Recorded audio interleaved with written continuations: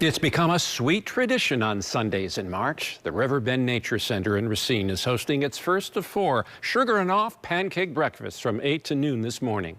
Michael Schlesinger shows us what it takes to get this taste of nature from the tree to the tap and onto a stack of pancakes. It's a lot of fun, and there's a lot of respect to the tree too.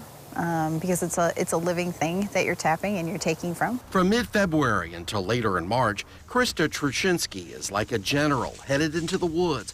This naturalist at Racine's Riverbend Nature Center is on the hunt for the perfect tree to tap for sap to eventually get maple syrup. All the flag maples are her guide. On a day like today where it's nice and warm, it's gonna flow and it'll just start dripping right out of the tree. I'm told there are some 130 trees on this woodland site, ripe or soon to be ripe for the picking, or should I say tapping. 550 gallons of sap in all is the total goal. It takes an electric drill with a 1/4-inch drill bit to get the job done. A rubber mallet is also an essential tool to get a spile inserted into the tree to capture the flow. It's like a straw. And we're sticking a straw in a tree. So you can actually taste the sap from the tree. And I'm told this is one of the most naturally filtered things you'll ever have.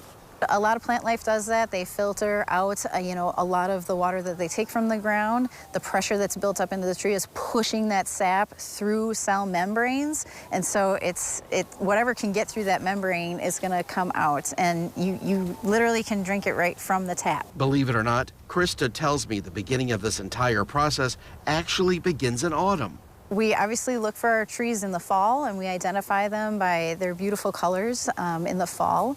And then we mark them. All of our trees have GPS coordinates, so we can relocate them again. All the bright colors signify the storage of sugar in the roots for the following year's growth. Then as we enter the spring months, Mother Nature signals the tree to get busy.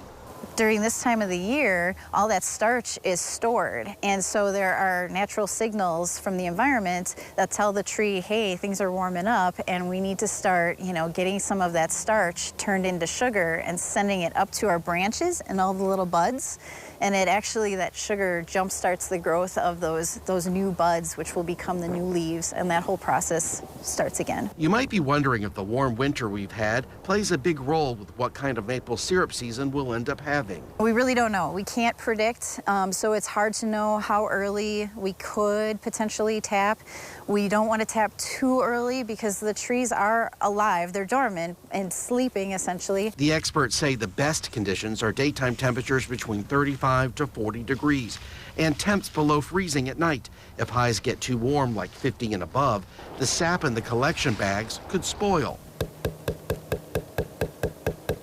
Each bag collects between 2 and 3 gallons. Remember, 40 gallons of sap are needed to make a gallon of syrup. To reach this point, the collected content needs to be brought to a boil. We essentially just put all of that sap into our large pan, our evaporator pan, and we cook it. We're cooking about 15 to 20 gallons of sap at a time. It takes about 5 hours to 5.5 hours to cook. The final product must be 67 to 68% sugar content. Otherwise, you're basically making rock candy. And if everything goes according to plan, you get a really nice clear syrup, and we bottle it right away when it's hot. We take it literally from the stove and we pour it into a bottle and we cap it. The center has a program called Sugar Bush, allowing you to adopt a tree or have your family come out and become master tappers. As far as where all this ends up, you pretty much know, on a stack of fabulous flapjacks. And once you've had real maple syrup, you don't go back.